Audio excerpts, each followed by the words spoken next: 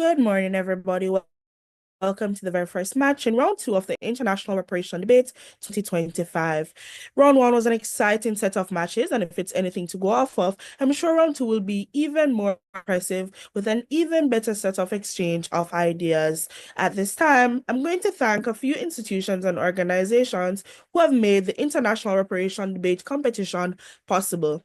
We'd like to thank the University of the West Indies, the Center for Reparations Research, CARICOM, CARICOM Reparations Commission, Jamaican Association for Debating and Empowerment Limited, the Repair Campaign, the PJ Patterson Institute for Africa Caribbean Public Advocacy, and the University of Hull. Once again, good morning, everybody. I am Kalisa T. Vassal. I'll be serving as your chief adjudicator for today's match. At this particular time, I'm going to pause to allow my wing adjudicators to introduce themselves to you as well, starting with Miss Roshana Jarrett. Hi, good morning, everyone. My name is Roshana Jarrett, and I will serve as one of your wing adjudicators for this morning's match. All the best, teams. Joshua? Good morning. My name is Joshua Atkins. I'll be serving as a wing adjudicator for today's match as well. I look forward to an exciting clash of ideas because I know round one was quite intense, and I look forward to even more intense matches coming out of round one. I can echo your sentiments, Joshua. Round one certainly was something to watch. I can't imagine the sort of ideas that we're going to get from round two. Speaking of round two, the team that we have in propositions today, the San Fernando Secondary School from Trinidad and Tobago, and in opposition, we have the Glenmuir High School from Jamaica. They'll be debating the motion. This house believes that the success of the CARICOM 10-point plan depends on legal enforcement rather than diplomacy. At this time, I'm going to invite the team in proposition, San Fernando East Secondary School, to introduce themselves in the order that they'll be speaking in.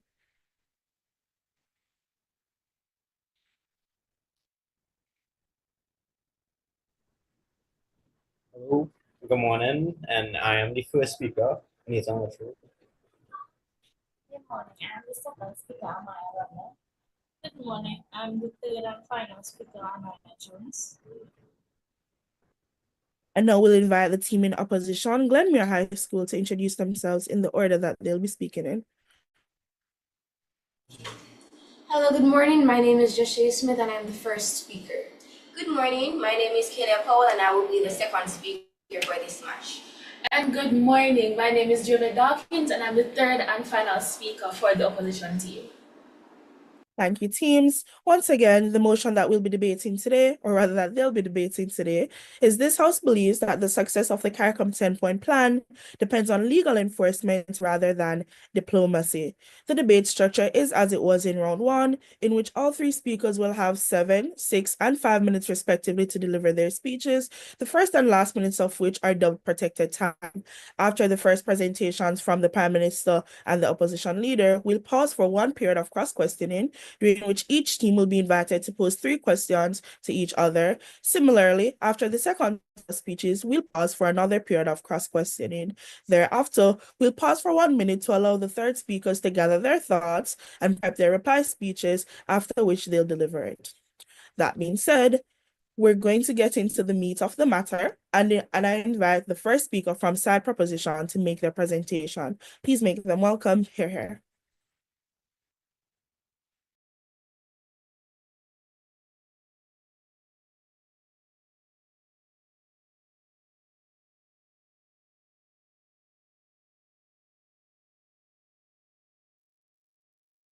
San Fernando East. We just having some internet troubles here. Okay, we'll give you guys a minute to transfer that.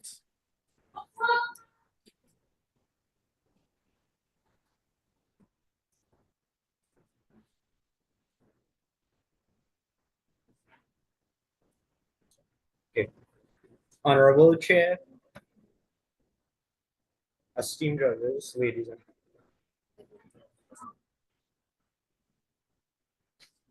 You can go ahead.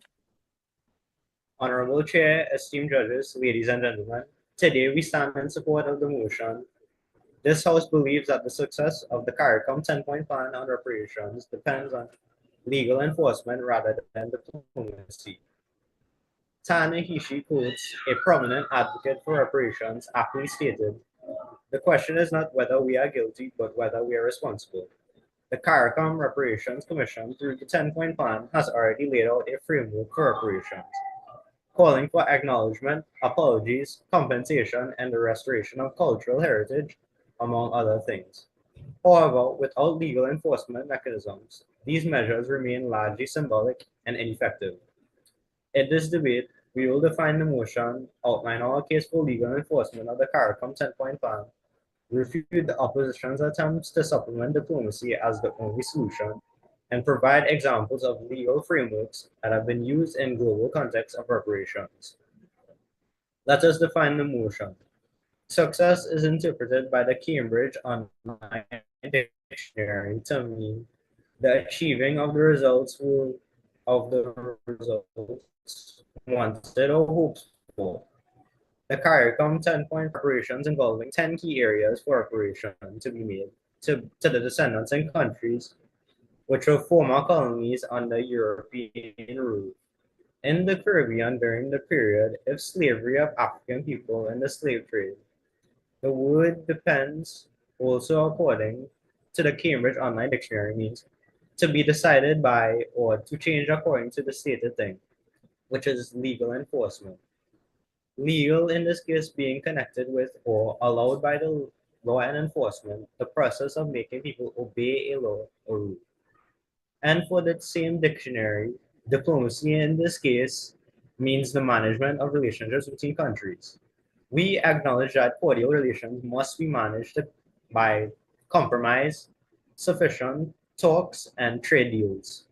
However, when it comes to crimes that call out for justice, the law must be obeyed even among friends to build even more lasting relationships of respect and brotherhood.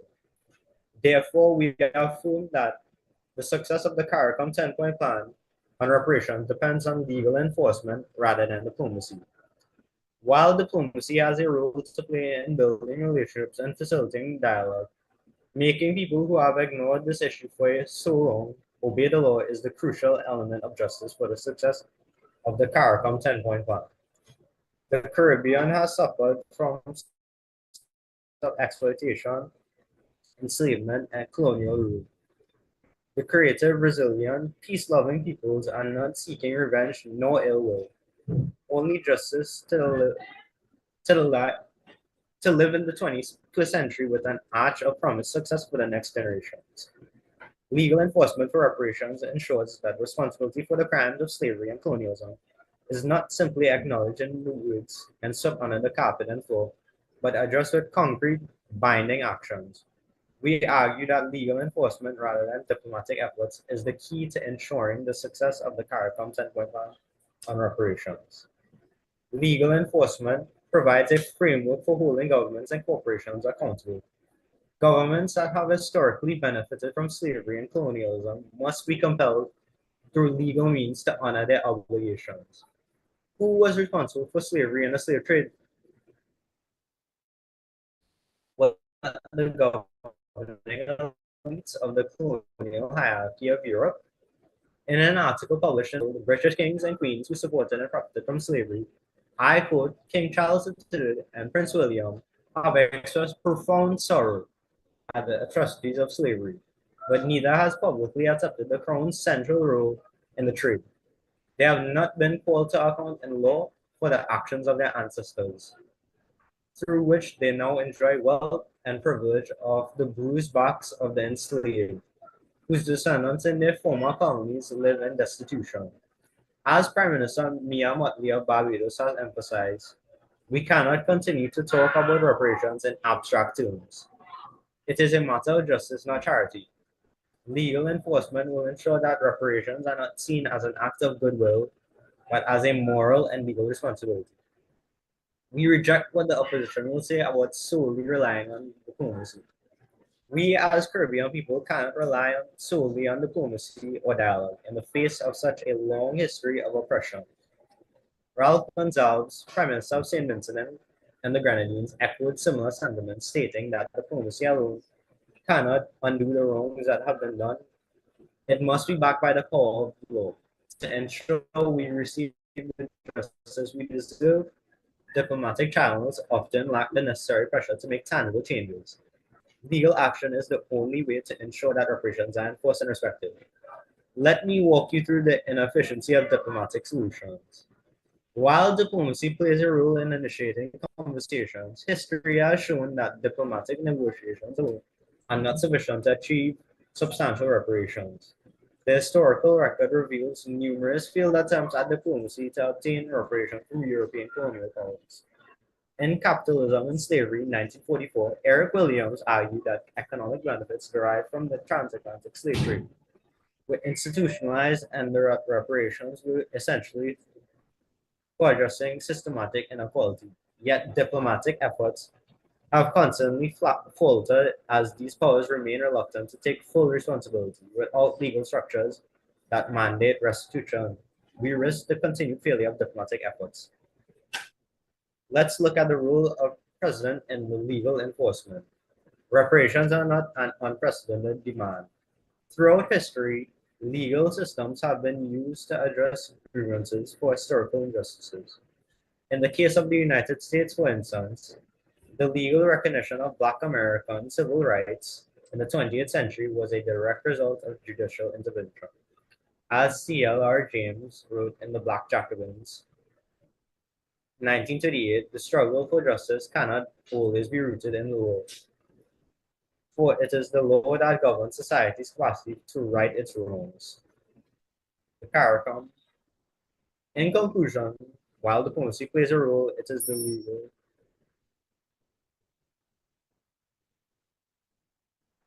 In conclusion, while diplomacy plays a role, it is the legal enforcement of the CARICOM 10-point plan that will guarantee the success of the reparations movement. The road to justice is not paved with goodwill, it is paved with legal action, accountability, and commitment to the right, the wrong, and the past. We thank the Prime Minister for that fine speech, and now we invite the Leader of the Opposition to make their submission. Hear, hear.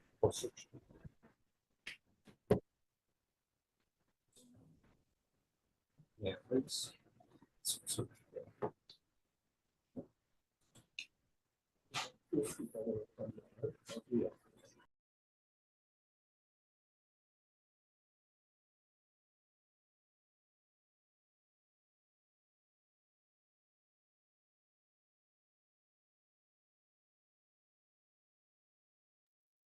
Glenmuir? Hello, are you able to hear us? Or hear me?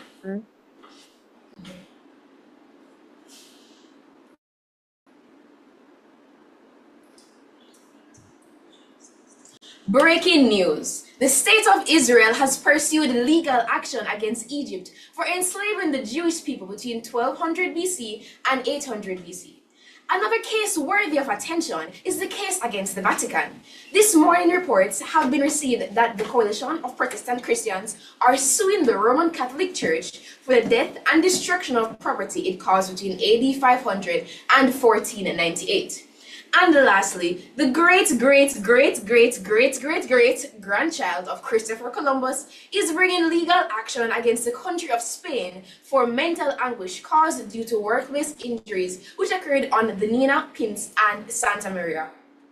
Who here expects any of these cases to be brought to court anytime soon? The mood suggests something equally absurd to these made-up headlines. That the law allows for non-victims to accuse non-perpetrators of crimes. But this is not the case. Let me address one of the false claims that the opposition has made here this morning. Diplomacy has not already shown success. But actually, diplomacy has already shown success. For instance, in 2023, the Dutch Prime Minister formally apologized for the Netherlands' role in slavery, calling it a crime against humanity, and pledging for reparations fund. This was achieved not through lawsuits, but through sustained diplomatic pressure and advocacy.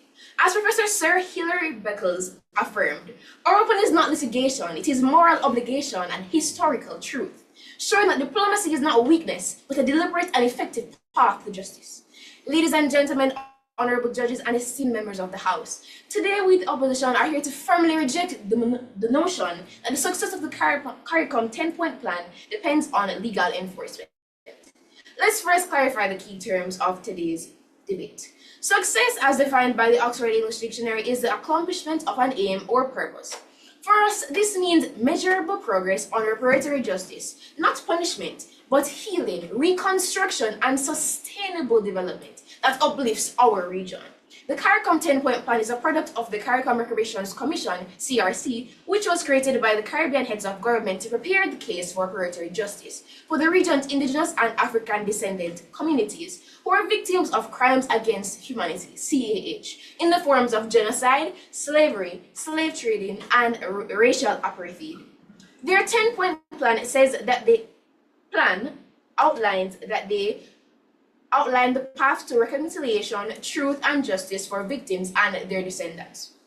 However, since emancipation happened on August 1, 1834, that is 191 years ago, are there any living victims of slavery right now? I think not, but I digress. Legal enforcement, per Merriam-Webster, is the act or process of compelling compliance with a law, rule, or obligation in this context. It means forcing former colonizers, sovereign states, through legal compulsion to pay reparations. And diplomacy, as defined by Oxford, is the profession or skill of managing international relations, typically through negotiation between representative states. In short, it is the art of securing change through dialogue, not the gavel. The proposition suggests that unless European states are forced to comply, the CARICOM 10-point plan will fail, rather. But we disagree. Let us be clear. CARICOM is an association that is political and economic, a union of states, not a legal one. It is not a military alliance nor a legal coalition. It is a body that thrives on diplomacy and voluntary partnership. There is no international sheriff in this wild west of colonial history. What we do have is the moral weight of diplomacy, and that, Honorable House, is where the real power lies. In this speech, I will cover the absence of global legal enforcement mechanisms and CARICOM's own deliberate embrace of diplomacy. And my second speech will cover that diplomacy allows for flexibility and growth, rejected, and reparations are multifaceted, and so rejected, and so we need diplomacy to remain up to date. My third speaker will cover legal enforcement could easily backfire, jeopardizing our relationships with global powerhouses and leading to severe economic consequences, particularly at a decline in foreign direct investment. We are confident in our position because we are grounded in political and legal reality. The success of CARICOM's aims will not and cannot be found in courtroom verdicts. So let's get right into it. There is no international court with the authority to compel sovereign nations in reparations. Rejected. The International Court of Justice can issue rulings. Yes. Rejected, but only with the consent of both parties. Its enforcement depends on the UN Security Council, where, take note, former colonizers like the United Kingdom and France hold veto power. That is the very definition of non-starter. Professor Nigel Biggar, Regius Professor of Moral and Pastoral Theology at Oxford University and author of Colonialism, A Moral Reckoning, noted in the case against reparations that there's a lack of legal infrastructure to deliver reparation on such a scale, especially where neither clear jurisdiction nor direct standing exists. Even in domestic legal systems, legal enforcement can collapse.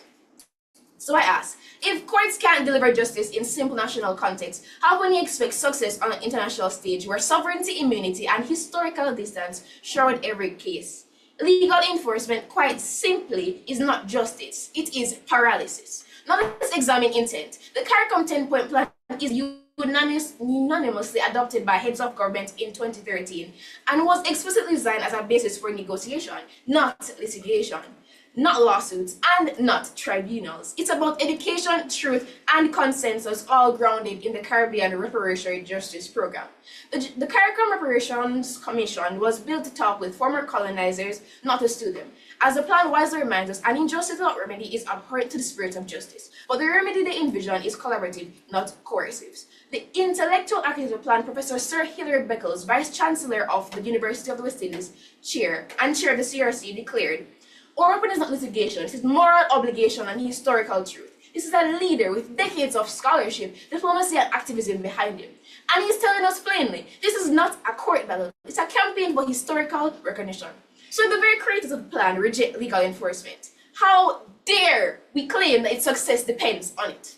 Let's get real for a moment. What happens when legal claims become murky? Let's take, for example, the African complicity in the slave trade. If we pursue legal action, do we sue Ghana? Do we sue Caribbean descendants of enslaved peoples? And do we sue countries where these persons were never physically enslaved? We rest for now. Thank you.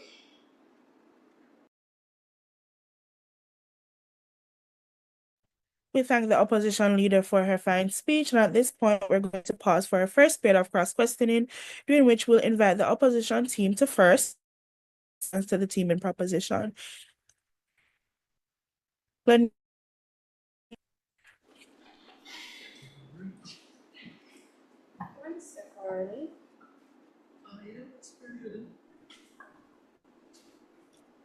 Honorable Chair, esteemed judges, ladies and gentlemen, I want you, honorable opposition, to think about this fact very clearly. As mentioned by my colleague, The opposition team poses their questions first. Remember, you guys are in proposition, so Glenmuir would ask questions to San Fernando first, and then we flip it. Glenmuir, your first question?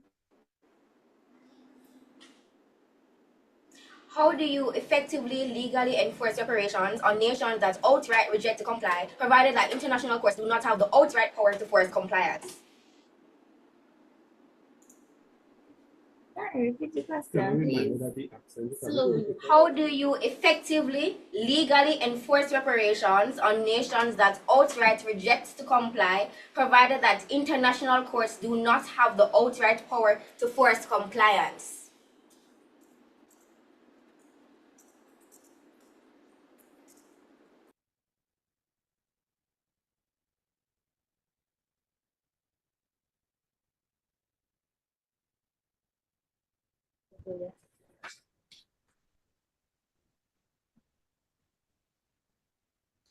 As the quote by Eric Williams said, the wealth of Europe, particularly Britain, was built on the backs of African slaves, and the history of the Caribbean is a history of exploitation. Reparations are a moral and political necessity. This statement highlights the argument for reparations based on the exploitation of enslaved people and the colonial history that enriched European powers. Our second question is, isn't it true that with international legal cases, for example, those brought to international courts such as the International Court of Justice, diplomatic cooperation is required even to proceed?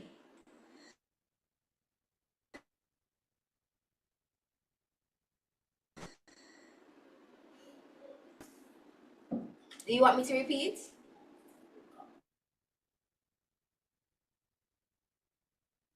San Fernando, your response?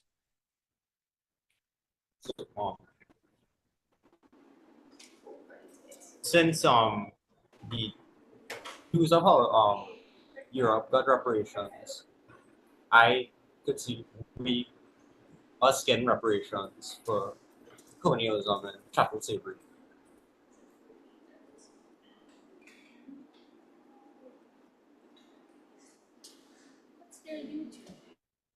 Glenmuir, your final question?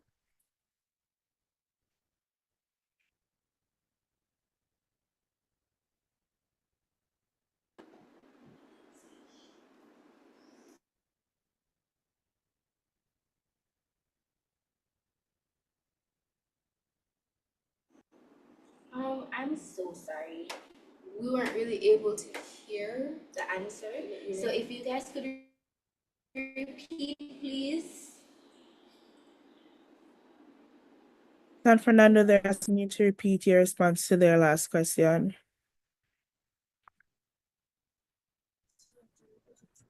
Since the Jews of Europe got reparations, I think countries that have suffered colonialism and chattel slavery should get the same reparations.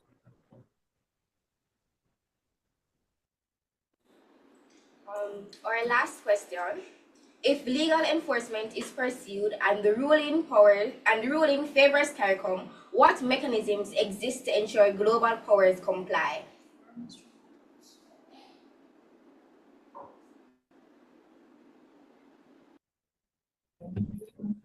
Can you repeat the question, please?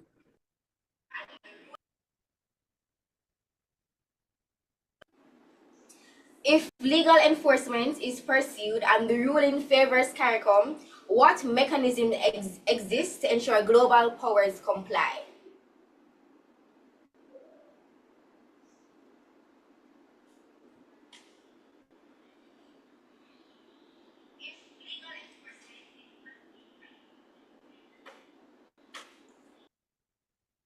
San Fernando, your response?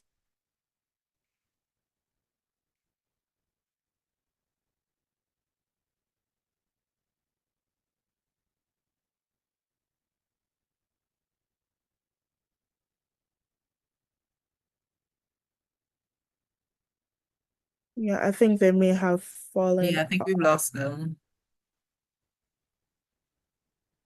Let's give them a minute to get back. Yeah, they've fallen off the meet.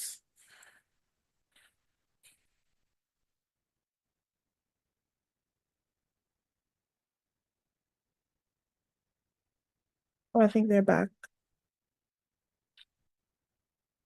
Glenmuir, could you kindly repeat your last question for San Fernando so they can provide you with a response, please?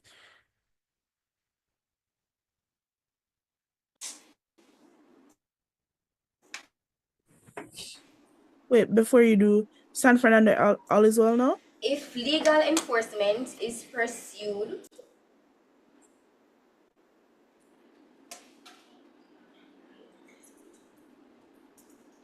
Sorry, we had internet problems here. Yeah, that's fine. Glenmuir, you can go ahead and repeat the question now, please.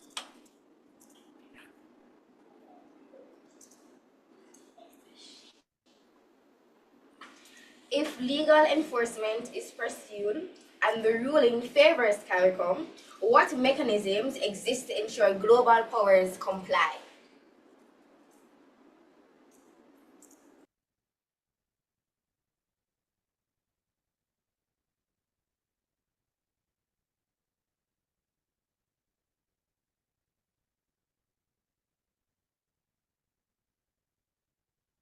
I think we might have I lost them again. believe, yes, I think we lost them again.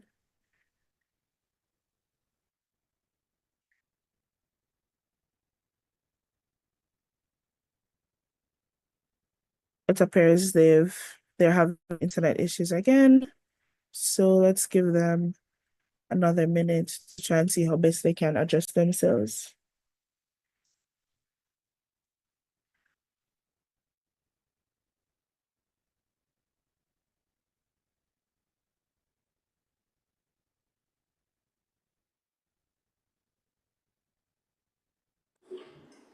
I am so sorry, but were we asked a question because we couldn't hear? No, they fell off due to Wi-Fi difficulties, so we're giving them a minute to return.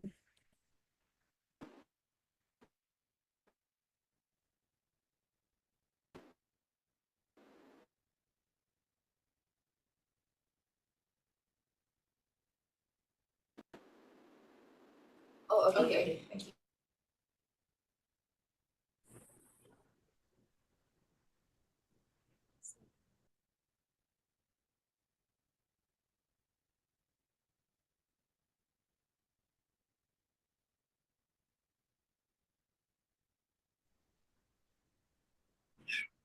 Okay.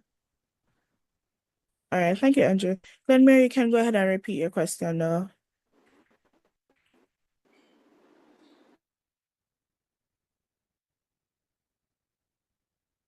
Enforcement is pursued and the rule in favor is CARICOM, what makes your global powers comply?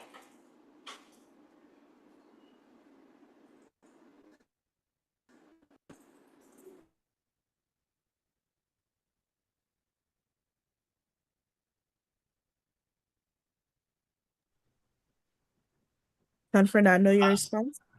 As said by Prime Minister of Barbados, Mia Mottley, reparations are not about guilt, reparations are about righting the wrongs of history and acknowledging the damage done. Mia Mottley has been an outspoken advocate for reparations, particularly for Caribbean nations that were victims of slavery and colonialism. Thank you. And that closes out Glenmuir's half of the cross questioning, at least for posing questions. And now we're going to cross the floor and invite San Fernando East Secondary School to pose 3 questions to Glenmuir.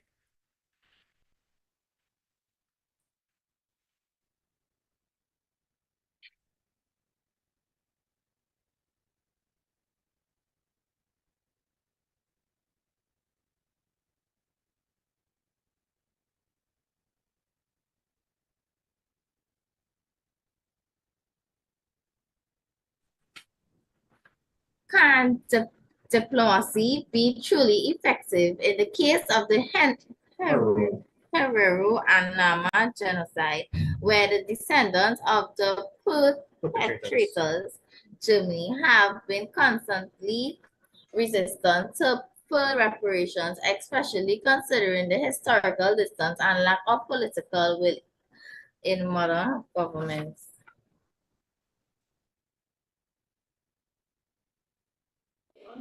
Can you repeat the question, please?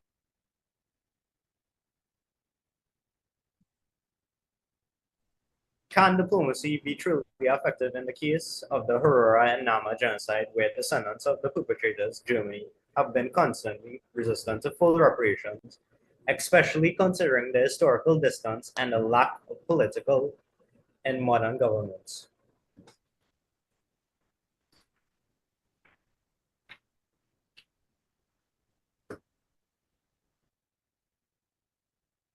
Glenmuir, your response?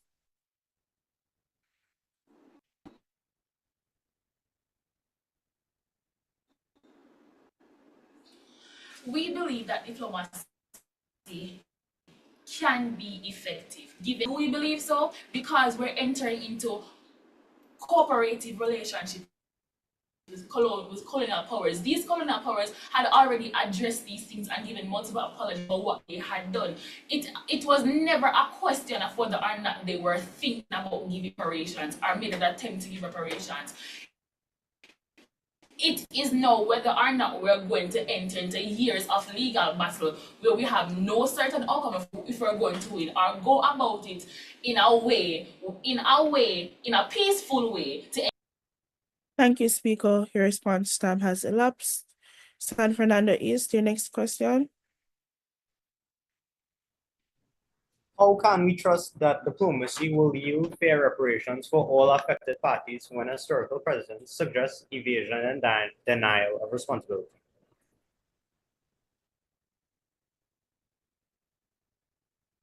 Could you repeat one more time, please? The internet is giving some difficulties, so the transmission is having. Okay. How can we trust that diplomacy will yield fair reparations for all affected parties when historical precedents suggest evasion and denial of responsibility?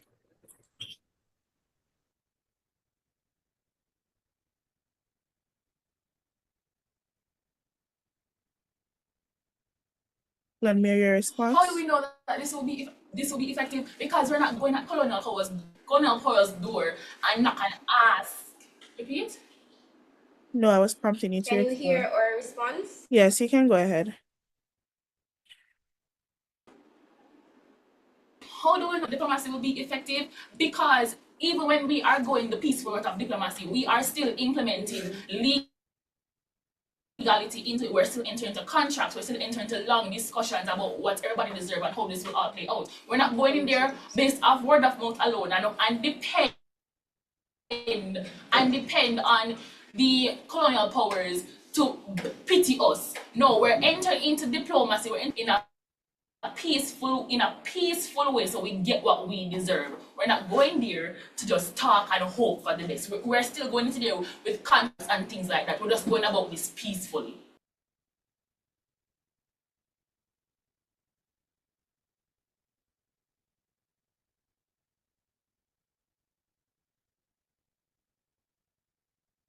San Fernando, your final question. The United States civil rights movement could not make gains to benefit Black Americans without the law being changed. How would diplomacy have succeeded when the movement was under so much negative pressure?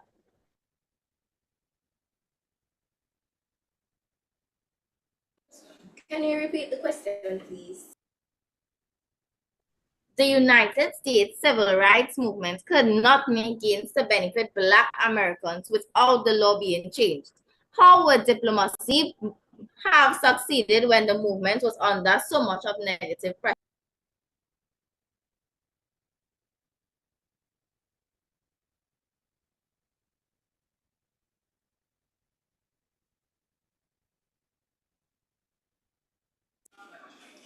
Okay, why? First of all, why do we think diplomacy will work in this context? Because even though the law was changed, diplomacy was still a time. Diplomacy is us going to these colonial powers and advocating for ourselves without risking going into wars, into economic warfare and all those things, in economic sanctions and tariffs and all these things, right?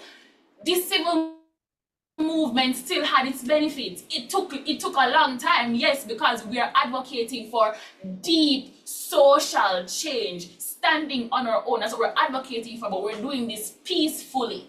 Because why are we doing this peacefully? Because CARICOM still depends on colonial powers.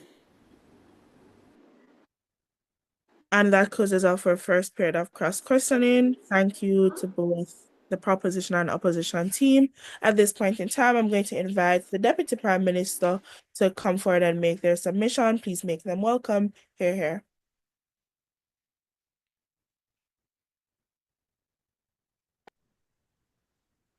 Honorable Chair, esteemed judges, ladies and gentlemen, I want you, honorable opposition, to think about this fact very clearly. As mentioned by my colleague Nathan, an article in The Guardian of 6th of April 2023, written by David Conn, outlined the history of slave trading and profiting slavery by the British monarchy. To this date, 27th March 2025, I quote, King Charles III and Prince William have expressed profound sorrow at the atrocities of slavery, but neither has publicly accepted the Crown's central role in the trade. This royal family, 12 monarchs from Elizabeth I to William IV, profited from slavery for 270 years. This is not fiction, Honorable Chair. This side acknowledged the immense difficulty for the institution, which is immune to the laws of the Commonwealth and at home, to be compelled to follow law. However, there is precedence in law. Mary, Queen of Scots, she was implicated in the Bambington plot. A plan was assassinate her cousin, Queen Elizabeth I, and was convicted and sentenced to death. Today, we stand in support of the motion. This House believes that the success of the CARICOM 10-point plan on reparations depends on legal enforcement rather than diplomacy. Point of information. Rejected. My worthy opponents did not come with compelling arguments, so as Aristotle famously said, the law is reason free from passion. Honorable Chair, It is international law and national laws that will have to legally enforce the CARICOM 10-point plan here in the Caribbean and everywhere else affected, not diplomacy. International law can be shaped through judicial decisions made by international courts and tribunals. These courts interpret and apply international law independently of diplomatic negotiations. While diplomats may play a role in creating the treaties that establish such courts, the actual legal rulings and enforcement mechanisms come through judiciary. Example, the International Court of Justice, the principal judicial body of the United Nations, resolves disputes between states according to international law. Even without the involvement of diplomats, the ICJ can make binding rulings that influence international law. For example, in the case of the Costa Rica versus Nicaragua, the ICJ ruled on the issue of territorial disputes and violations of sovereignty, creating legal precedents that influence how international law is interpreted and enforced without diplomatic negotiations. International law can be implemented or influenced through mechanisms like economic sanctions, trade measures, or resolutions passed by organizations such as the United Nations Security Council or the European Union. Even without diplomatic negotiations, these legal measures can have significant effects on countries' actions and compliance and international law. The UN Security Council has the authority to impose sanctions on countries that violate international law. Some cases, the imposition of sanctions happens through a formal vote without the need for active diplomatic negotiations between states. For instance, the sanctions on North Korea. The International Criminal Court, which prosecutes individuals for war crimes, crimes against humanity, and genocide, operates independently of traditional diplomacy. NGOs like Human Rights Watch and the International Federation for Human Rights have been instrumental in advocating for accountability and pressuring international governments to establish the ICC and support its actions. Under Obama administration, the U.S. government introduced the Land Buyback Program for tribal nations, which aimed to purchase and return land to Native American tribes that had been lost over the years. This program was part of an effort to address the historical and ongoing loss of native lands, which many consider a form of reparations. As I conclude, I again bring to bear a quote from Ta-Nehisi Coates, a brilliant writer and advocate for reparations. Reparations is not about the past. It is about the present and the future. It is about the debts we have yet to pay and the systems of injustice we have yet to dismantle. This emphasizes the need for a legal and systematic approach to reparations, framing it not as a historical act, but as an ongoing responsibility of the government and society to correct the legacies of racial oppression. Thank you. We thank the Deputy Prime Minister for her fine speech, and at this time, we're going to invite the Deputy Opposition Leader to make her submission. Please make her welcome. Hear her. Honorable adjudicators, esteemed opponents, and my fellow debaters, a pleasant good morning. We gather here to discuss a matter of immense historical and moral weight. The question of whether the success of the CARICOM 10-point plan depends on legal enforcement rather than diplomacy. The proposition would have us believe that justice can be served through the stroke of a judge's pen, that once a legal ruling is made, former colonial powers will suddenly rush to pay their dues. But history tells a different story. It tells us that legal enforcement without diplomacy is a hollow victory, words on paper with no action behind them. It tells us that reparatory justice is not just about making demands. It is about securing commitments, ensuring follow-through, and building long-term relationships. That is why we on the opposition stand firm. It is diplomacy, not legal enforcement, that will make the CARICOM 10-point plan a success. But before I build on this case, let's first dismantle the faulty reasoning of the proposition.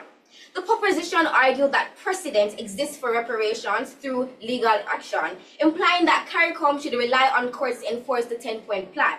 But this argument is deeply flawed because most historical cases of reparations were achieved through diplomacy, not legal enforcement. First, let's examine the so-called legal precedents. One of the most cited cases is the Holocaust reparations that Germany paid after World War II. However, this was not the result of a court's ruling. Instead, it was a direct outcome of diplomatic relations in the 1952 Luxembourg Agreement between Germany, Israel, and Jewish organizations. The article, Israel, Germany, the Holocaust, and the Luxembourg Agreement of September 1952 states that in September 1952, West German and Israeli negotiators made an agreement for West Germany to provide and for Israel to accept financial and material aid as a post-Holocaust action. Germany acknowledged moral and financial responsibility not because a court forced them to, but because diplomacy secured a sustainable long-term commitment. The proposition claims that legal precedents, such as those set by courts, can form the foundation for reparations. However, this argument is undermined by an essential concept: sovereign immunity. Sovereign immunity is a principle of international law that protects governments from being sued in foreign courts without their consent. In the context of reparations, it seems that even when legal rulings are made, they cannot compel sovereign nations to take action if they choose not to. Therefore, legal precedent is an illusion. While courts may issue rulings, they lack the enforcement power to compel powerful nations to pay reparations. Only diplomacy, with its ability to secure long-term cooperation and accountability, can ensure CARICOM's 10-point plan succeeds. This is why legal enforcement is not the answer, diplomacy is. Now let's talk about what diplomacy actually does. Unlike rigid legal enforcement, diplomacy allows for evolution and adaptation. Reparations, as outlined in the 10-point plan, is not a one-time payment. It is a long-term process. Countries that have suffered under colonial rule need continuous reparations, not just a fixed term dictated by courts. CARICOM's 10-point plan has already evolved. Originally, it focused on economic reparations. Now it includes climate reparations as well, an issue that no court ruling from 10 years ago could have foreseen. Diplomacy keeps the conversation going. It ensures reparations remain relevant and effective. Now, some might ask, but wouldn't a legal ruling at least establish liability? And to that I say, liability without compliance is meaningless. In an article titled "The Experts Hail ICJ Declaration on Illegality of Israel's Presence in the Occupied Palestinian Territory as Historic for Palestinians and International Law," the International Court of Justice hailed that the landmark ruling of July 19, 2024 declared that Israel's occupation of the Gaza Strip and the West Bank, including East Jerusalem, is unlawful along with associated settlement regime, annexation, and use of natural resources. The court added that Israel's legislation and measures violate international prohibition on racial segregation and apartheid. The ICJ mandated Israel to end its occupation, dismantle settlements, provide full reparations to Palestinian victims, and facilitate the return of displaced people. Yet, Israel is still bombing Palestine and traumatizing its citizens till this day. The truth is, if the International Court of Justice made a ruling, but they don't have the ability to legally enforce it. Now that I have established that diplomacy is needed for reparations to remain flexible and adaptable, I will now discuss how reparations itself is more than just money. Let's be clear, CARICOM's demand go beyond just financial reparations. Reparations are multifaceted and require careful negotiation. CARICOM's 10-point plan doesn't just demand a check. It calls for debt cancellation, technology transfer, public health infrastructure, and cultural and educational restoration. These are complex deliverables. Take point 5 of the plan. Assistance in remedying the public health crisis. CARICOM cites studies linking hypertension and type 2 diabetes in African descendant populations to slavery's nutritional abuse. No court can rule how many hospitals, doctors, or insulin supplies should be allocated. These must be negotiated with timelines, budgets, technical cooperation, and monitoring. To borrow the words of Charles White Casey, reparations require institutional change, not imposed payouts. So I ask, if the outcomes we want can't be litigated, why are we pretending courts are the answer? These are not things that court can forcefully implement, but they are things that diplomacy can negotiate and sustain over time. So where does this leave us? Legal enforcement may look like justice on the surface, but it is an empty promise without the diplomatic All right, strength to time back it speaker. up. History has shown us.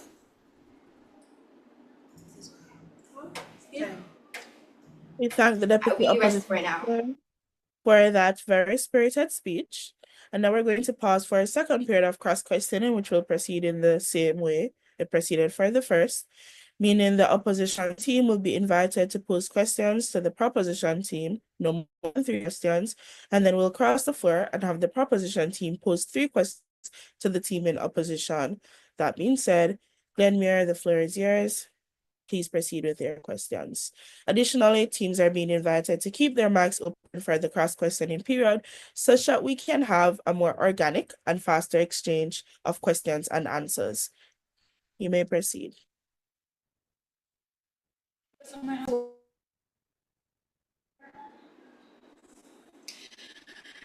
Can you give examples of cases dated where legal enforcement alone has successfully moved or urged powerful nations to provide reparations?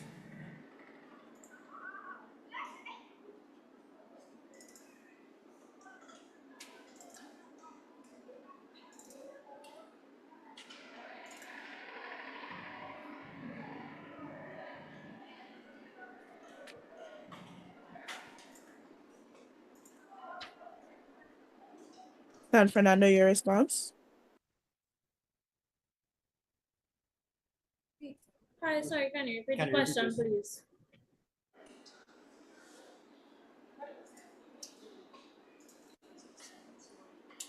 Can you give examples, any at all, of cases where legal enforcement alone has successfully moved or urged powerful nations to provide reparations?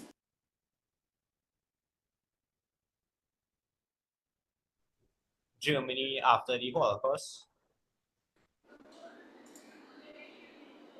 Repeat your response. Germany after the Holocaust.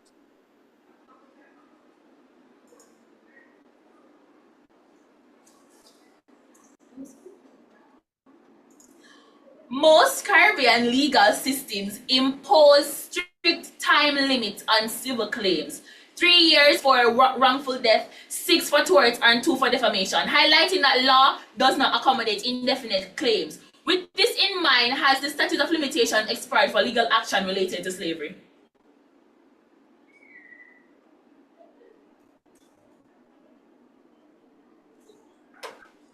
No international.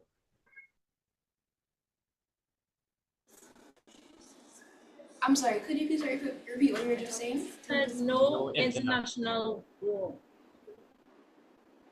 Law. No international law. Last question. If legal enforcement is so effective, why haven't any former colonies successfully sued for reparations in court?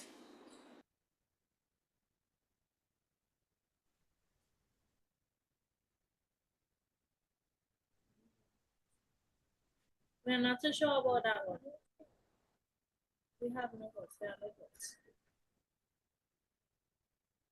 And that closes out the opposition's 3 questions. And now I'm going to invite San Fernando East Secondary School to pose 3 questions to Glenmuir.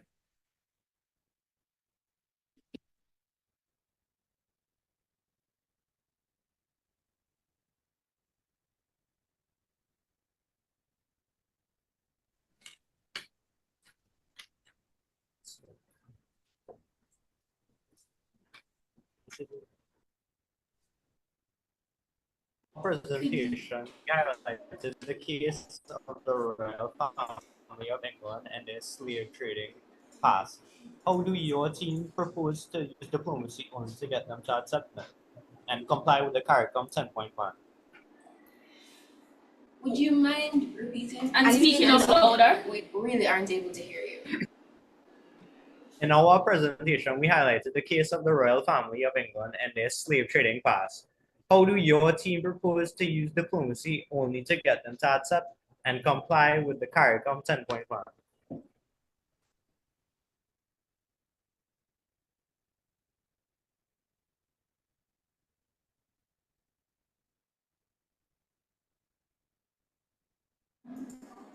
Reparations are a highly sensitive issue, and resistance is expected. However, a shift in the global political climate, especially with rising social justice movements, has put pressure on governments, by extension the royal family, to acknowledge past injustices. Countries like France and Germany have recently apologized for colonial crimes, showing progress through diplomatic channels. Not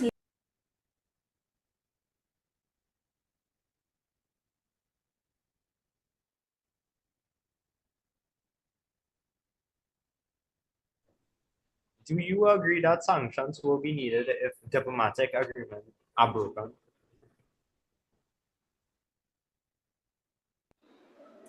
The opposition does not deny that things can come to legal enforcement. We do not deny that fact. However, we are saying that that should not be our first response for reparations for a multitude of reasons.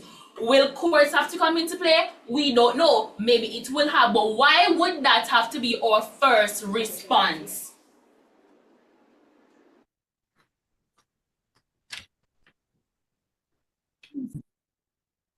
What is the difference between diplomacy and advocacy? Could you please repeat? What is the difference between diplomacy and advocacy?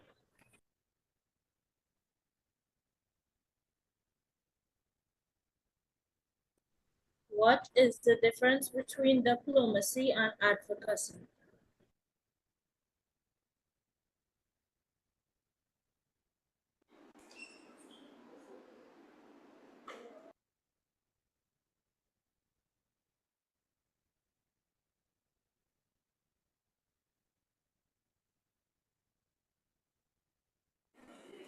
Glenmuir, your response?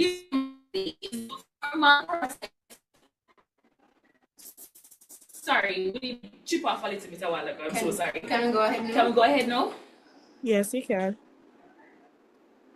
Diplomacy is the formal process of negotiation between states or of official representatives to manage international relations, to address multiple things. For example, reparations. It is cooperative behind closed doors, rooted in respect and long-term engagement. On the other hand, advocacy is public support or recommendation for a case or policy, often driven by civil society or individual. It is assertive, grassroots-based, and often public-facing.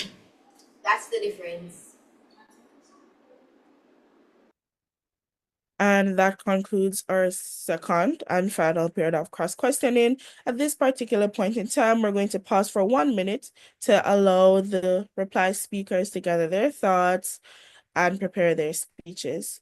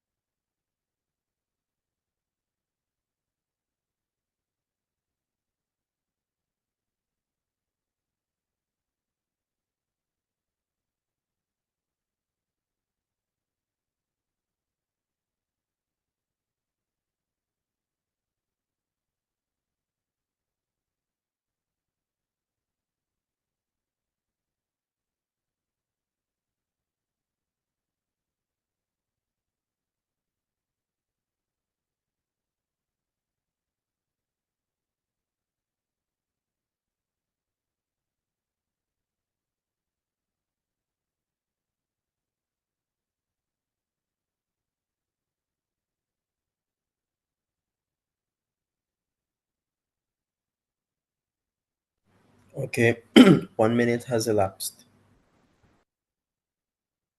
We now invite the reply speaker from Glenmuir High School to make their final submission.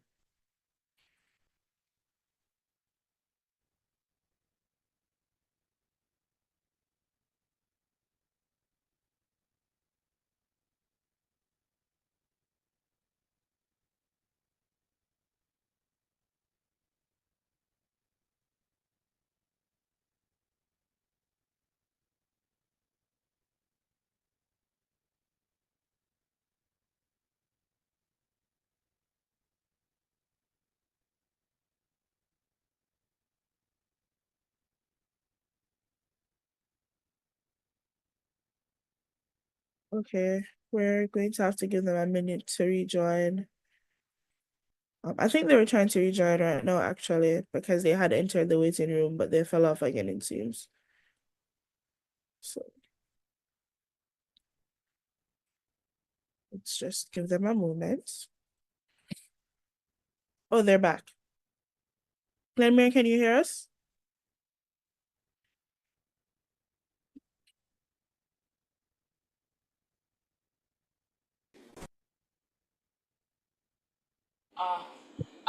Are you hearing us now? Yes, we are, but your camera's still off. Oh, it's back on now. Okay. Okay. We're sorry for that. We fell off No problem. unexpectedly. Honorable judges, discerning audience, and to our opposition, while I appreciate the creativity of their arguments, it's time for me to bring us back to the realm of facts and logics before we conclude. Let's address this. We are here to argue whether or not we're going about this peacefully against countries that have more resources and funds than we do, or whether we're going to enter a conversation of advocacy, leaving these conversations with justice, fairness, and cordial relationships that will benefit us. Listening to our proposition arguments makes it sound as if diplomacy is just conversations and word of mouth promises. That when we take the route of diplomacy, we're going to former colonial powers and knock on their door and beg little mercy and hope for the best. No, we're sending representatives from our countries into heavy conversations with sound mind, facts, and justice in mind. Again, leaving these conversations with what we deserve, justice and long-lasting positive relationships. Our proposition raised the question of what is the difference between diplomacy and advocacy. However, they are mutually interconnected. Entering diplomatic relationships open the official route of wide-scale advocacy for ourselves on a global platform. Mr. Speaker, as we close today's debate, let's address a critical reality. Legal enforcement could easily backfire, jeopardizing our relationships with global powerhouses and leading to severe economic repercussions, particularly a decline in foreign direct investments. According to CARICOM.org, the Caribbean economic stability heavily relies on foreign direct investments from global powers, including former colonial nations. In 2022 alone, the CARICOM region saw significant FDI inflows, with Jamaica alone attracting $18.7 million US. These investments fuel vital industries across our nation, sustaining our economies. However, pushing for legal enforcement will introduce the risk of alienating international investors that developing country like ours cannot afford to lose. Now, some may argue that reparations could eventually eliminate the need for foreign direct investments, but let's be realistic. Reparations won't arrive overnight. Maybe not next month, maybe not next year.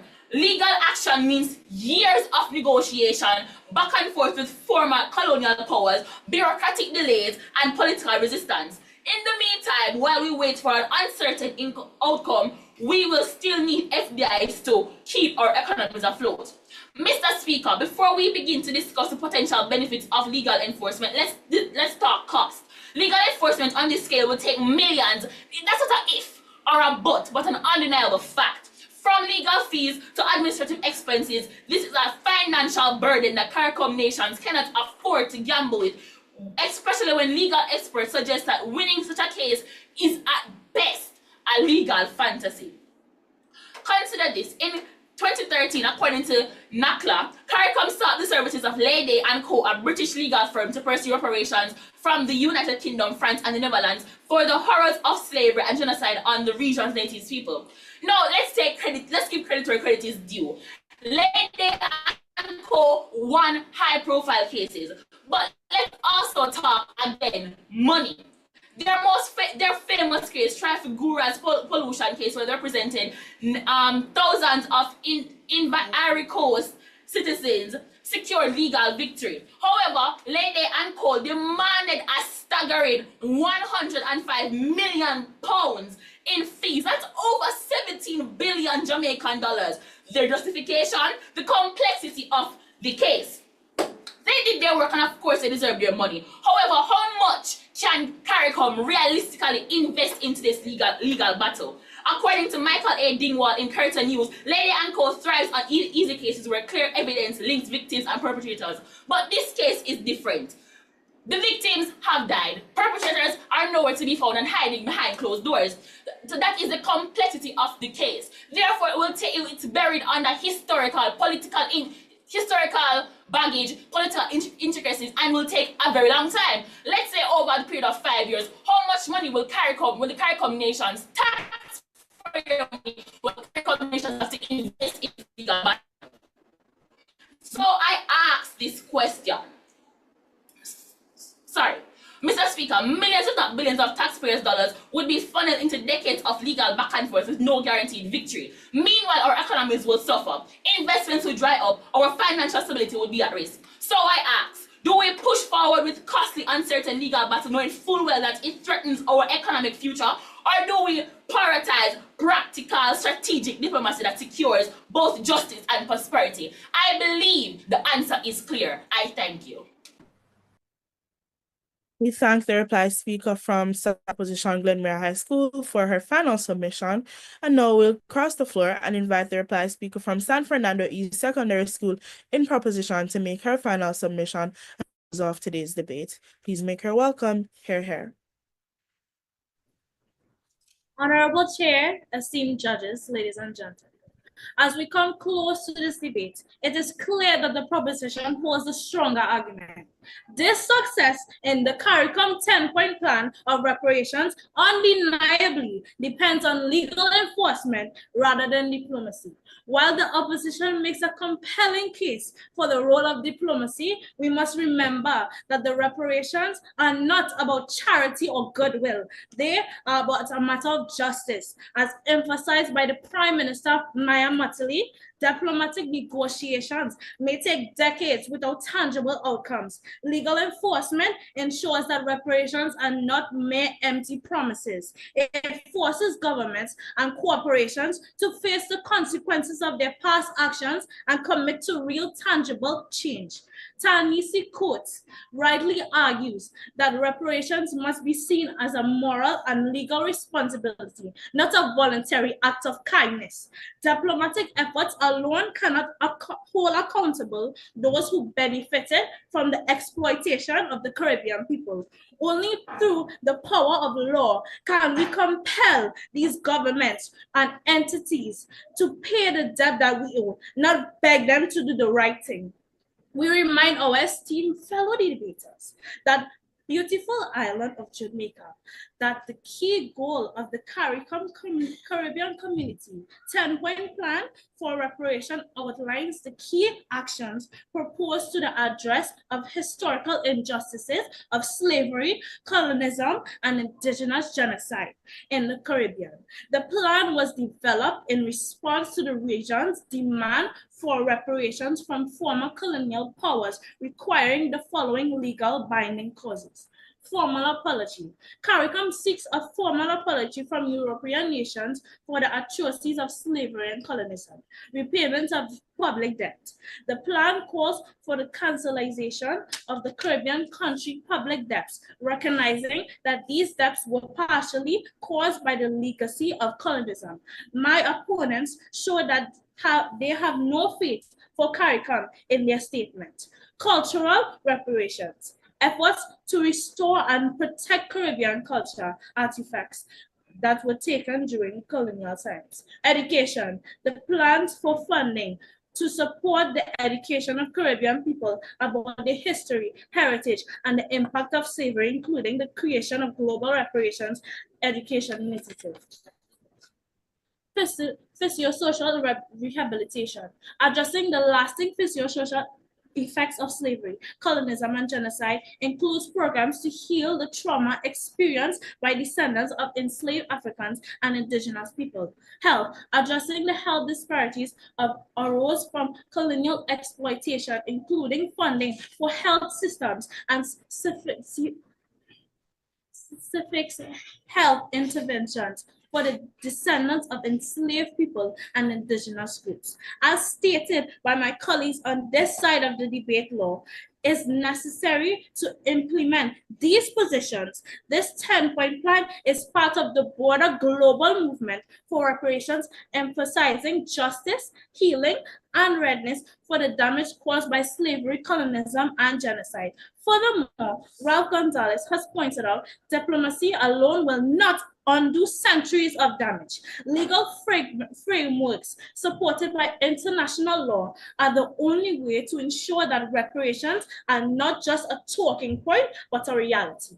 We reiterate strongly to our opponents that this enduring fact, as we look around the world to see how tight the regular democracy is being upended by far-right politics, fascism, and the empowerment of white nationalism and anti-immigrant politics. We must take this great push of legal framework for it that young girl or boy 300 years ago who was forced to the vast tormenting ocean to be worked to death building a plantation and an empire for those who did not care, and much to mark his or passing with an engraved tombstone saying, "A child died for my success, and that is my lineage." In my conclusion, while diplomacy has a role to play in building relationships and facilitating dialogue, legal enforcement is a crucial element for the success of CARICOM 10-point plan. Only through legal means we can achieve the justice and reparations of Caribbean people have long been denied. Thank you. We thank the third speaker from SAD Proposition for her fine speech. And with that, this also closes off the debate. We would like to thank both the teams in proposition and opposition for their ideas and clash of argumentation. At this time, the judges are going to excuse themselves to a breakout room to deliberate, and during that time, we invite the teams to interact, talk about the motion, or whatever suits your fancies until the judges return. Thank you.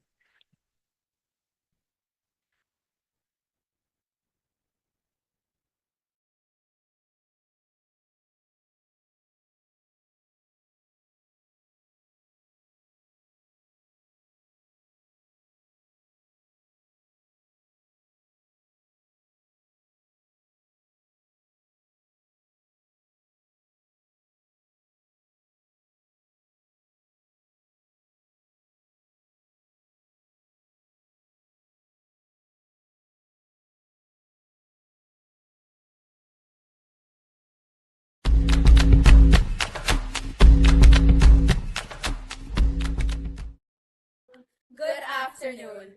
My name is Brittany McDonald. And my name is Latonya Bassir. My name is Yandy Williams. And we are the Glenmuir High School. Reparation means recognizing the traumas put into the psyche and structural arrangements through slavery and colonization territories, which inflicted not only individual injuries, but inequality on their subject populations. They're not just about money. They're about acknowledging harm, restoring dignity, and taking steps towards fairness. Reparation challenges us to confront our shared history and create a future built on justice and equity. It acknowledges that healing is not just about words, but positive action. It is a promise to future generations not to see the atrocities of the past under the rug. For us, they represent justice, accountability, and a hope for a future built on truth and equity. Without them, we cannot truly move forward. We thank you. The Center for Reparation Research is thrilled to launch this international reparation debate competition. This international reparation debate competition that we launched today for secondary schools is one of our most important projects. How do we engage youth on matters of reparatory justice? The change needed in the education system can only be advanced when the youth are engaged and their voices are heard. Why is reparations so important in and for the Caribbean? Because time comes for justice for our ancestors. Time comes for the Caribbean to insist on the right to development, to be compensated for the violence against our ancestors. So outreach to the young people who have joined this movement is critical. And this initiative is phenomenal. And you know why? Because it's engaging with young people. And it's young people that I believe, are going to be the future of the reparatory justice movement. The greatest weapon that there is in this whole fight for reparatory justice is the young people of today. I hope this debate spurs a whole new generation of advocates for reparatory justice, and the UK and the EU have got to make amends for the ills of the transatlantic slavery. This is going to be a phenomenal competition. There is no mass movement that isn't a youth movement. And we certainly want reparations to be a mass movement. So it's really exciting, though, to have a regional / international debating competition. And I'm looking forward to your participation as you construct your arguments for and against, remembering that the 10-point plan for reparatory justice is our guiding framework for the areas in which we are demanding compensation, because we certainly want to impact the public opinion and awareness in Europe. So it's fantastic to have the United Kingdom participating as well. So why is it important for youth to be involved in the reparation movement?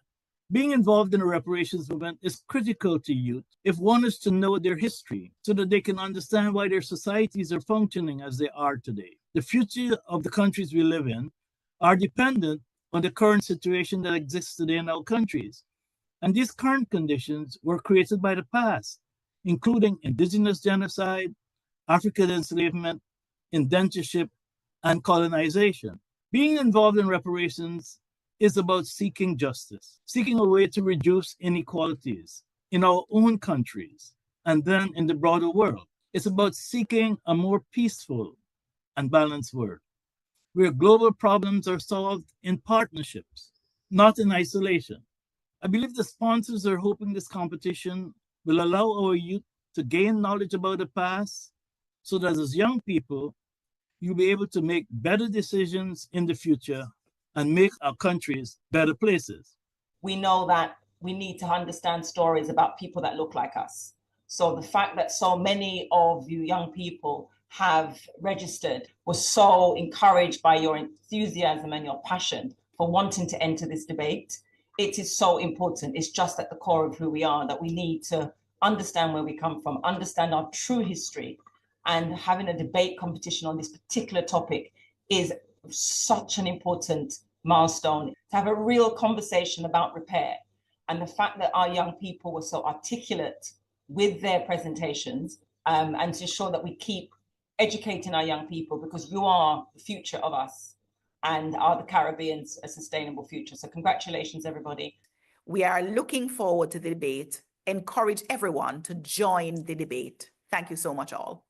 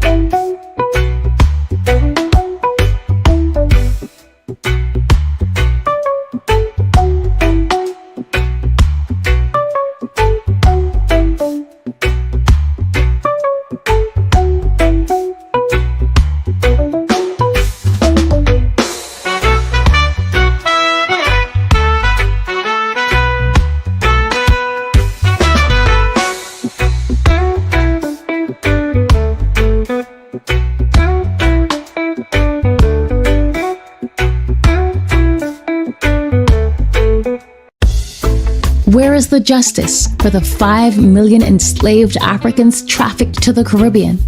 Think about it. Chattel slavery didn't just end, it left deep, painful scars across each Caribbean country. The deliberate underdevelopment, the brutal trauma and violence we inherited. It's time to repair this damage so we can build thriving, sustainable economies where young people like us can dream big, achieve more, and live better lives right here in our own home. Do you see why repair matters? Stand with us. Join the calls for justice and sign the petition for reparations at repaircampaign.org/petition.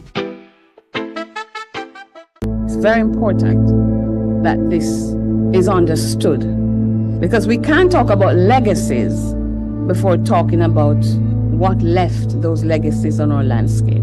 Enslaved Africans were subjected to the worst atrocities imaginable.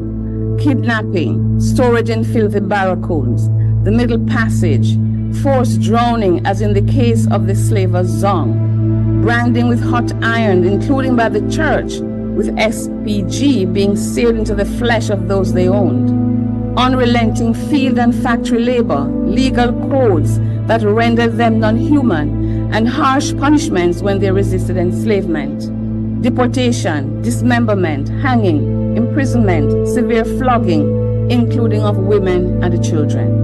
According to Lucille Mathurin Mayer, and I quote, "Neither age nor pregnancy exempted women from corporal punishment. Rather, they were laid down in the filthiest place the driver could find for floggings. Child labor was rampant, and women and girls faced sexual violence." Orlando Patterson wrote in his Sociology of Slavery the following: "The sexual exploitation of female slaves by white men was the most disgraceful aspect of Jamaican slave society." Unfortunately, the church was complicit in this crime against humanity. Initially, Christian planters did not think that the African was of theological significance. According to Elsa Gavaya, and I quote, "Early English slave law almost totally neglected the enslaved as a subject for religious instruction, as a member of a family, or as a member of society possessing some rights, as the same rights as everyone else." Did you grow up on Anansi stories? Yep, most of us have. But did you know that Anansi played a major role in our ancestors' survival? So let's talk about it. He's more than just a trickster spider. He was a means of inspiration for resistance. Anansi's cleverness in outsmarting his rivals mirrored tactics enslaved people used in their daily lives. By pretending to be foolish or inept, a technique known as play fool for catch wise, enslaved people lower their enslavers' expectations and reduce suspicion. These methods, inspired by Anansi, are known as Anansi tactics, or in Twi from Ghana, Anansi Sem. Anansi outwitted powerful animals and even white enslavers using cunning and wit. During the plantation era, Anansi tales were shared in enslaved quarters and sometimes in front of European enslavers. These stories, recorded in journals, reveal how enslaved people used public performances to mask hidden defiance. Plantation whites often missed the rebellious messages in these tales. Caribbean Anansi stories depict him evading punishment, tricking enslavers, and a whole plethora of adventures which highlight the resistance and survival through Anansi tactics. 400 years ago, my people were dragged from their homes, tribes, families, placed on floating wood, and shipped across the Atlantic to what would be later described as the most inhumane act of all time. Cold, dark, uncomfortable, cannot describe the trip in ships where whips did not fail to miss. Injustice, rape and disgrace, blood rains, brute, force, ignorance, hate in their veins. Sweat and tears, labor revealed, produce from king fields only for the esteemed. 400 years of eroding one's pride, culture, heritage, value. 400 years of the iron chain, stringing up, leaving bare. Oh, but they never cared. Why fight when you would be met with sharp blades? So don't you dare cry out in fear. Why not plan escape with the plaiting of one's hair? Blow the drums, listen, dance, communicate. For tonight, we fight a battle not even death could spare. Blue eyes, white skin, Master said there's beauty within. But guess what? Black, brown, gold, royalty, reparations, we are owed. Them say hassa, but we say cassava. That's where we get the strength from to beat and conquer. For tonight, we're returning to Ghana. You may say, I'm a descendant of slaves because of the rich melanin that gushes from my pores. But I came to tell you tonight, I am not a slave. Rather the descendant of kings and queens. I am the embodiment of the divine. I do not chase, I align, I attract. What's meant for me already has my name on it. I am the personification of beauty, the expression of love, the creator of life, the acknowledgement of freedom. So go ahead, call me what you want, because when I die, bury me in the oceans where my ancestors jumped from the ships, because they knew death was better than bondage. And here's what does need reparative justice. It is the seasoning period when we landed on the soil and they took away our names and our gods and our culture, and no slave system that we understand thus far has ever had that deculturalization process embedded in the process of our enslavement. So our enslavement was not just physical, it was not just culture, it was spiritual, because you took me away from everything. Who then must I look up to? Who then must I emulate? Who then must I kill myself in order to elevate you?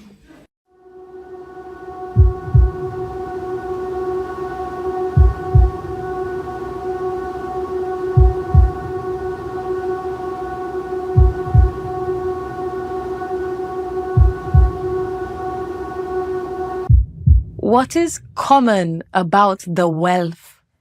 A flag raises high, but the strings still pull from London. We sing our anthems in borrowed tongues, march to the beat of siphons' drums, celebrating a freedom that still pays tribute. Independent? What is that when the governor's shadow still lingers? They tell us, we free. Tell that to the bones at Reparation, the 196 who fought and won only to drown in chains. Our Negmawan. Do the people of North Devon not hear the howls raging for their home? The tide spits their cries, their names foam in fury, salted by a sea that will not forget. They call us independent, yet a crown still sits above 14 nations, still bent at the knee, still ruled by a throne built from our gold. They took our labor, snatched our names, they welcomed our craft, then cast us adrift.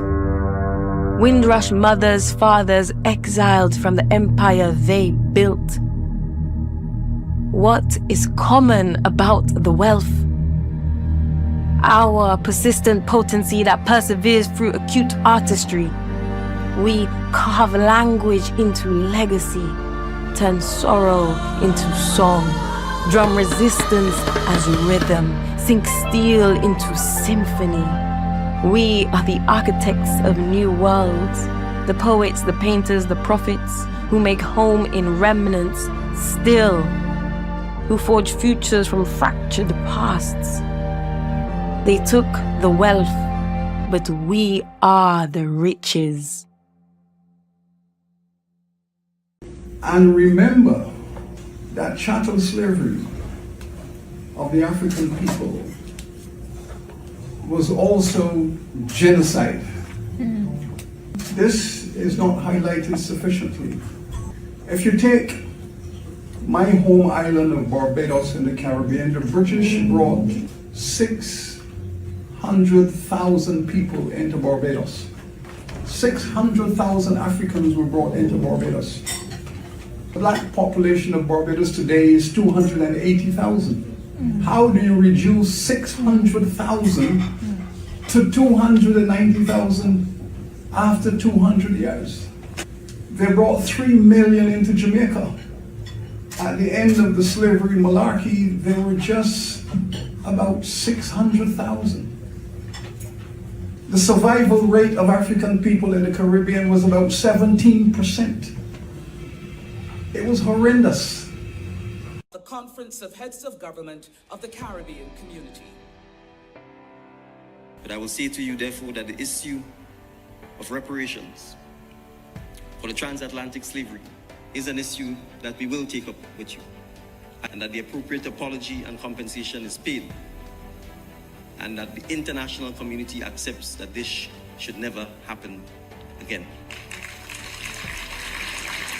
And yes, Honorable Deacon Mitchell, slavery is a crime against humanity.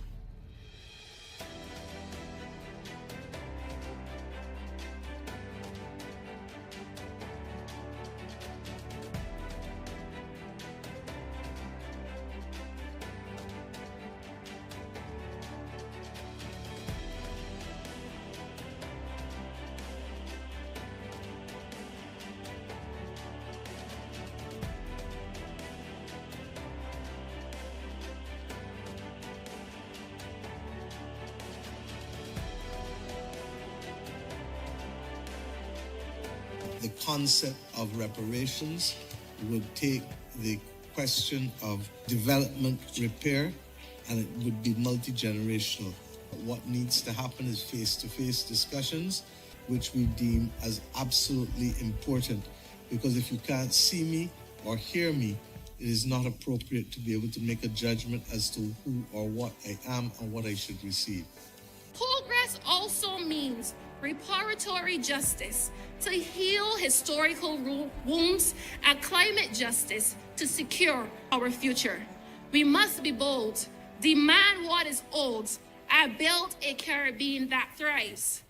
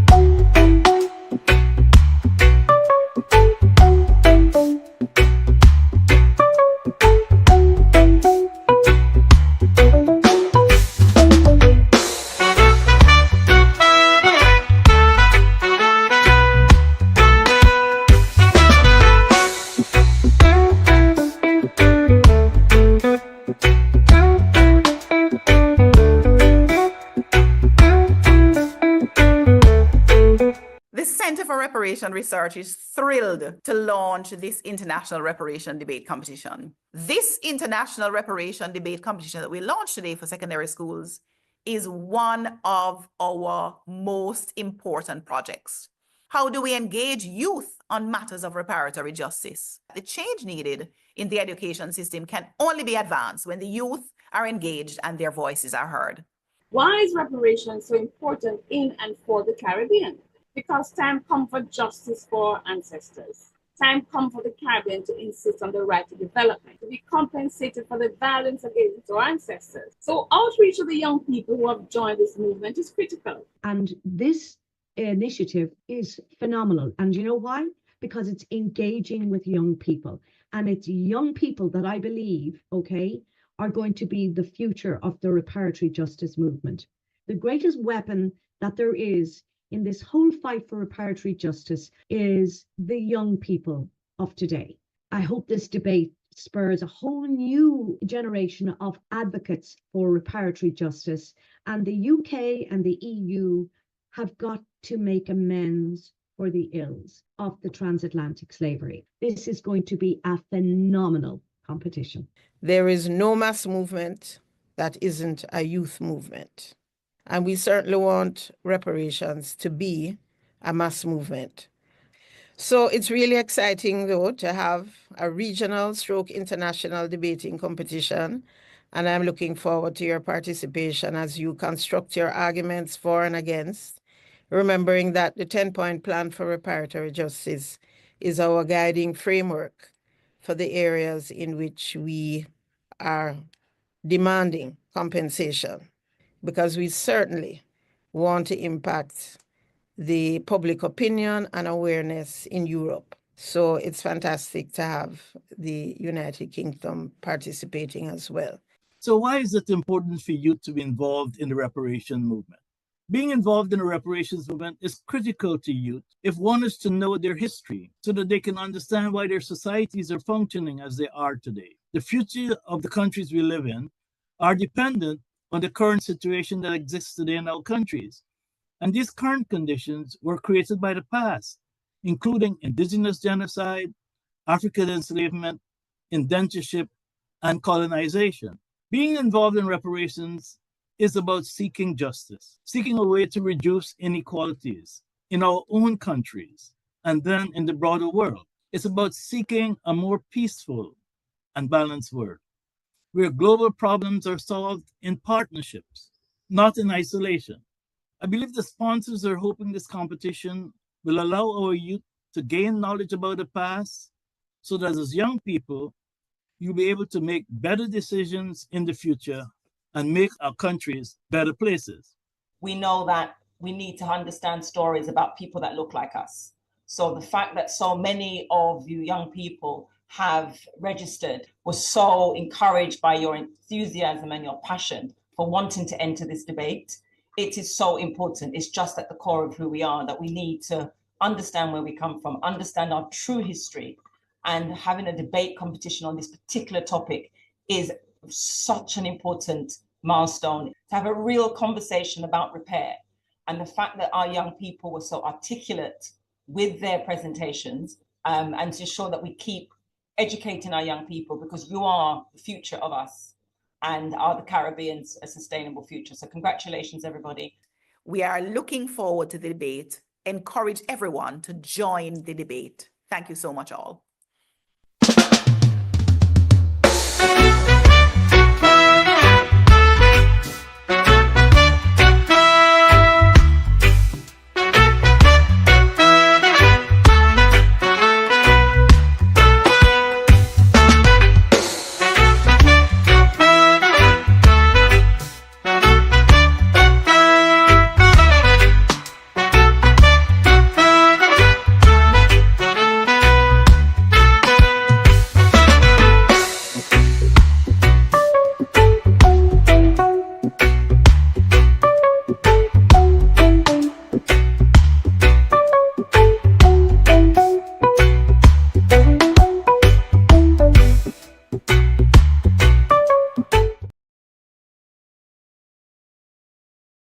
An interesting match. The panel thought largely, I'm going to give you guys the OA before we get into the scores. So the panel thought that we got some really interesting ideas from this debate, particularly relating to opportunity cost and just the general challenges and benefits that we stand to gain or lose from proposing diplomacy or resorting to legal enforcement to enforce CARICOM's 10-point plan. However, despite these interesting ideas, we thought largely that there was still a bit left to be desired to the debate.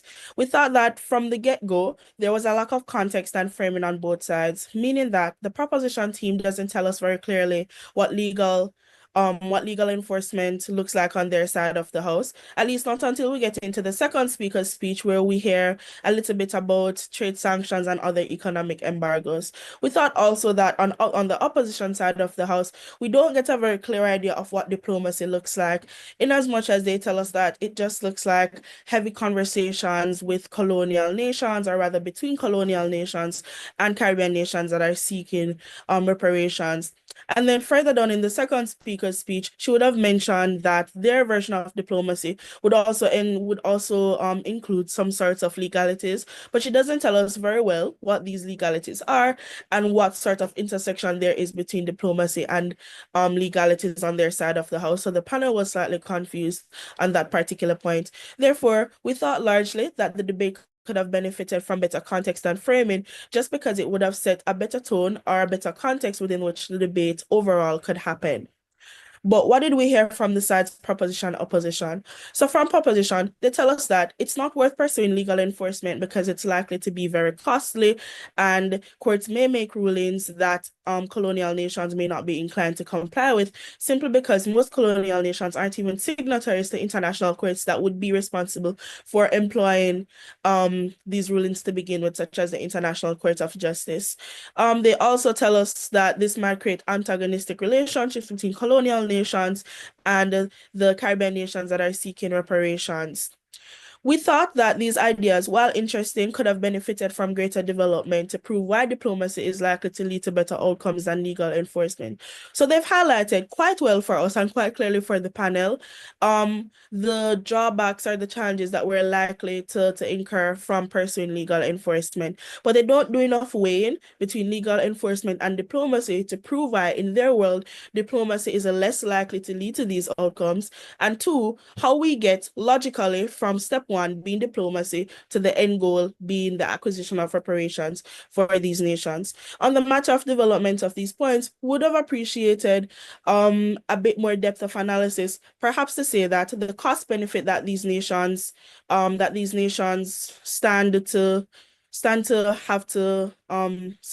cost that these nations are going to have to withstand to even pursue these legal battles is going to be quite so costly that the lack of a guaranteed outcome that is in favor of their desire to get reparations will damage their economy so much so that prospective damage isn't worth the cost that it's going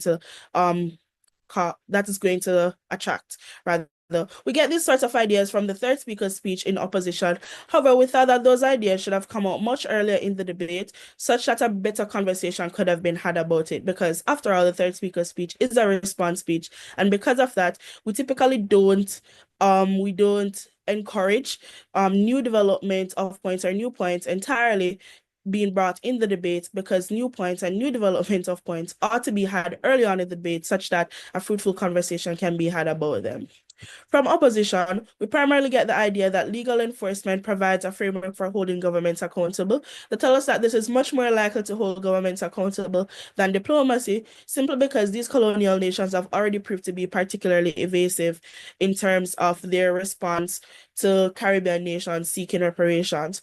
The panel appreciated this idea, but we thought that the proposition team could have done a bit more legwork in proving to us why legal enforcement is much more likely to lead to better outcomes, especially when proposition tells us that it's going to be costly, that the cost benefit is likely not going to be worth it because it may not lead to favorable outcomes, especially when proposition also tells us that a lot of these international nations aren't actually signatories to international laws or international courts such as the ICJ, which would require them to enforce these rulings. We think that the proposition team could have benefited from a bit more development as well, in as much as that development could look like walking us through the legal steps that Caribbean nations and the colonial nations likewise would have to walk through in enforcing legal enforcement as a means of acquiring reparations.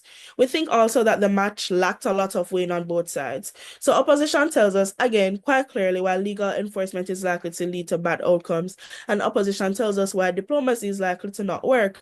But what we lacked on both sides was a sort of comparative analysis between their stance and their opponent's stance. So from proposition, we would have liked to hear some better ideas or some better developed ideas about why it is that legal enforcement was likely to lead to a better outcome than diplomacy, through weighing what opposition tells us about diplomacy and what they on proposition have told us about legal enforcement, and vice versa. We also think that for the cross-questioning period, it largely lacked a lot of engagement with the points that would have come out in the debate. So we thought that some of the responses were particularly scripted and failed to really engage with the information that we would have had coming out in the debate.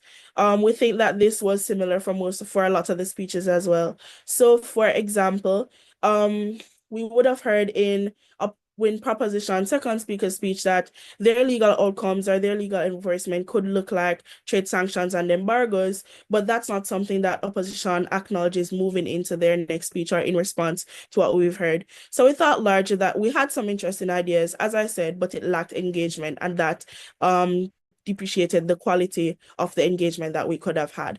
That being said, the scores for this match are the proposition team on 241 and the opposition team on 251. So our winners for the very first match in round 2 of the international reparation debate is the team in opposition, Glenmuir High School from Jamaica, and to San Fernando East Secondary School. Well tried. Congratulations, Glenmuir.